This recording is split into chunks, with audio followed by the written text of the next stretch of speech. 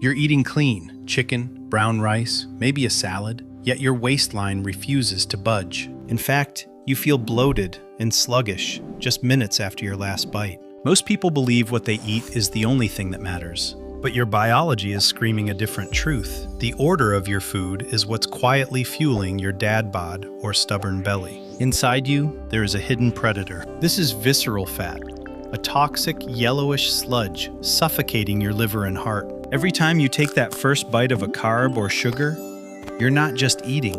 You're pouring gasoline on a metabolic fire, triggering an insulin spike that slams the doors to your fat-burning furnace shut.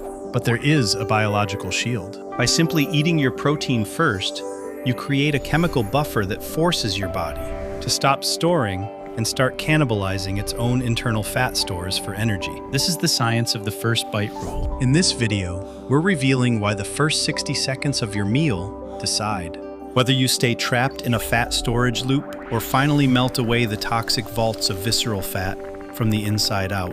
Imagine your small intestine as a high-security entry gate to your bloodstream. It's lined with billions of sensors that are waiting for one thing: the first signal. This signal sets the chemical forecast for your entire body for the next 4 hours. When you lead with a piece of bread, a potato, or even a sugary drink, you're sending a flood alert. Your gut detects a rapid surge of glucose and sends an urgent telegram to your pancreas. The response?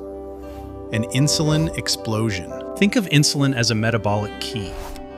It unlocks your cells to let energy in. But here's the problem.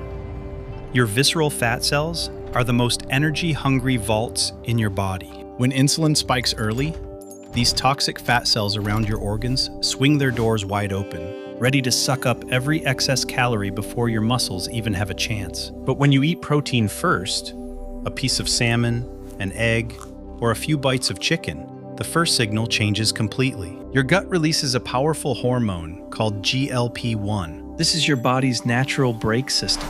It physically slows down the movement of food, telling your stomach to hold on to its contents longer. You've just built a biological dam. Instead of a flood, you've created a slow, controlled stream. But what happens next inside your bloodstream is what actually begins. To starve your visceral fat of its power, think of your bloodstream like a high-pressure pipe. When glucose from carbs hits it all at once, the pressure spikes and your body panics. It releases a massive wave of insulin to shove that sugar out of the blood as fast as possible. And where does it shove it? Straight into the easiest, most accessible storage unit, your visceral fat. But when you lead with protein, you're essentially installing a metabolic shock absorber. As protein is broken down into amino acids, it signals your pancreas to release a different hormone, glucagon.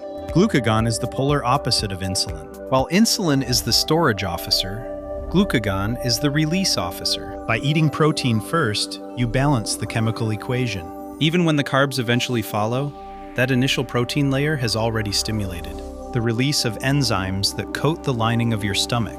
This creates a thick biological mesh that slows down the absorption of sugar. Instead of a violent spike that triggers fat storage, you get a gentle, steady hum of energy. Your body doesn't panic. It doesn't slam the fat cell doors shut. In fact, because glucagon is now present in your system, your body stays in a state where it can actually tap into your internal fat reserves for fuel while you are eating. You are literally burning old fat to help digest your new meal. But the real magic isn't just about what's happening in your stomach. It's about the signal traveling to your brain. When protein hits your upper digestive tract first, it triggers the release of a superstar hormone, GLP-1. You've likely heard of expensive injections that mimic this,